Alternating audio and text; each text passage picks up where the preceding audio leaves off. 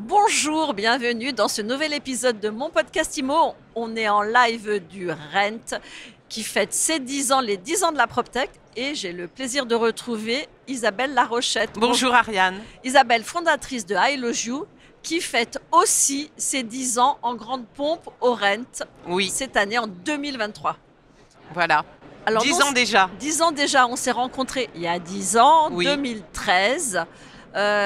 Comment ça s'est passé? L'idée, elle est venue d'où l'idée de lancer Mais I tu te Love rappelles, You? c'était l'idée, elle est née sur le Je canal sais jamais si Saint-Martin on il se y a tutoie quelques... ou pas. Pardon?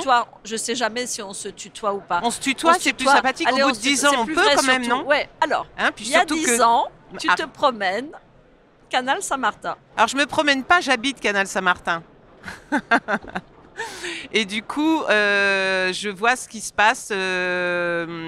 Augustin Legrand avait lancé un appel pour qu'on se rende compte combien il y avait de personnes dans la rue, et il avait invité les SDF, enfin invité, à se réunir sur le canal Saint-Martin. Et en fait, j'ai eu la curiosité d'aller voir qui étaient les personnes qui étaient sous les tentes.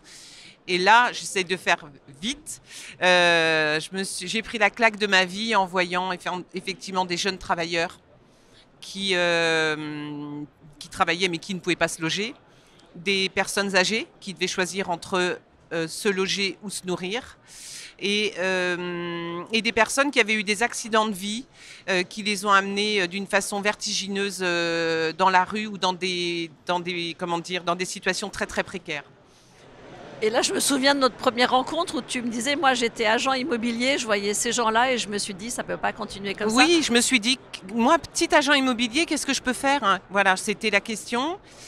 Et du coup, je me suis dit, moi, je gagne ma vie. Je gagne plutôt bien ma vie, décemment ma vie, de façon à, grâce à des personnes qui achètent des appartements et qui se mettent un toit sur la tête. Pourquoi on n'aiderait pas, nous, et c'est tout à fait légitime, que la profession immobilière participe justement à aider les personnes qui ont des difficultés à avoir un toit sur la tête. Cette idée, elle est magnifique, mais elle n'a pas été si évidente que ça à mettre en œuvre auprès des professionnels de l'immobilier. Non, en fait, j'ai eu la chance d'avoir un de mes amis qui était président du Parisien à l'époque. On a lancé un appel parce que j'avais réuni des amis et on s'est dit comment on fait, aidez-moi, j'ai besoin de vous, avec des compétences, un avocat. On a créé une association qui s'appelait Agence Solidarité Logement. Et du coup, on a lancé un appel dans le Parisien et ça a tout de suite fonctionné. Et curieusement, ce sont des petites agences de province qui nous ont contactés. Et ça a commencé comme ça. Et je suis allée voir au départ, après, les syndicats professionnels, les grandes enseignes. C'est pas sympa ce que je veux dire, mais au départ, ça n'a pas été perçu vraiment très très bien parce qu'on ne savait pas du tout où je voulais en venir.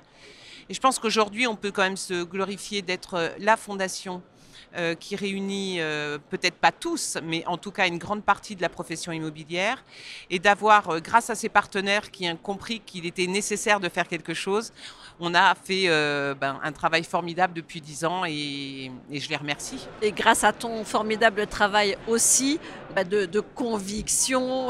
Chaque année, tu sais, je t'en parle souvent, Ariane, Tu mais prends ton bâton de pèlerin. Oui, c'est plus difficile à faire, c'est d'aller chercher des dons, c'est de convaincre.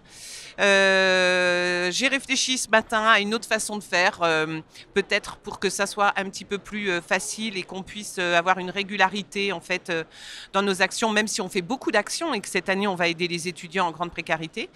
Mais oui, effectivement, le plus dur à faire, c'est d'aller chercher les fonds.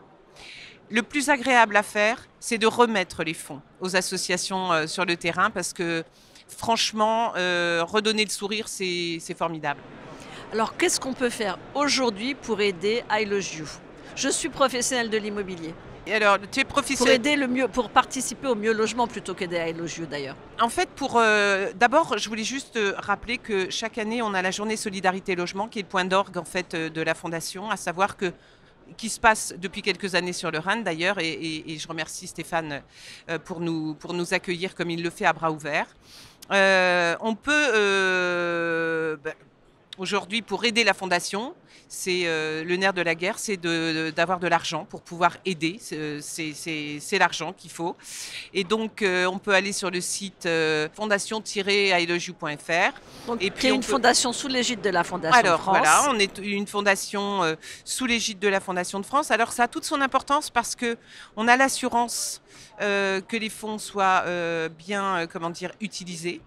Et on a la chance, nous, d'avoir pas de frais de structure, c'est-à-dire que on va dire que 98% des fonds récoltés vont directement aux associations. Elles vont donc sur le terrain pour aider les plus démunis.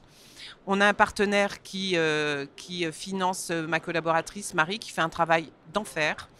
Et donc voilà, donc pour nous aider, faire des dons, c'est défiscalisable. Alors pour les particuliers, on a une exonération fiscale de 66% et les professionnels, c'est 60%. Donc cette journée solidarité logement là pour les 10 ans, c'est trop tôt pour te demander un bilan? Oui, c'est trop tôt parce que hier, on a pris notre bâton de pèlerin, à nouveau encore et encore.